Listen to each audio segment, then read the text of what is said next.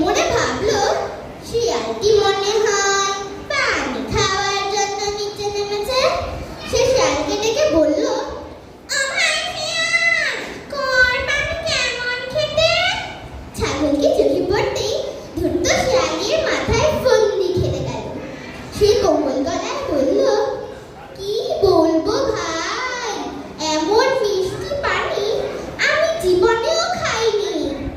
পাছে কেউ টের পেয়ে যায়, তাই তো নিচে নেমে এসেছি। খুশি হয়ে ছাগল বলল, আমিও তো ভাই পানি সন্ধানে এসেছিলাম। শিয়াল বলল, তাহলে আর দেরি কেন ভাই? আহ, কি স্বাদ পানি, খেলে তুমিও তারিফ করবে। শিয়ালের কথা শুনি ছাগল আর দেরি করল না। উপর থেকে ঝপাক করে লাফিয়ে পড়ল কুয়োর ভেতর। শিয়াল তো তৈরি ছিল। যেই না ছাগল নিচে পড়ল, সঙ্গে সঙ্গে সে এক লাফে তার পিঠে উঠে দাঁড়ালো। তারপর কুয়োর দেয়ালে পা ঠেকিয়ে আরেক লাফে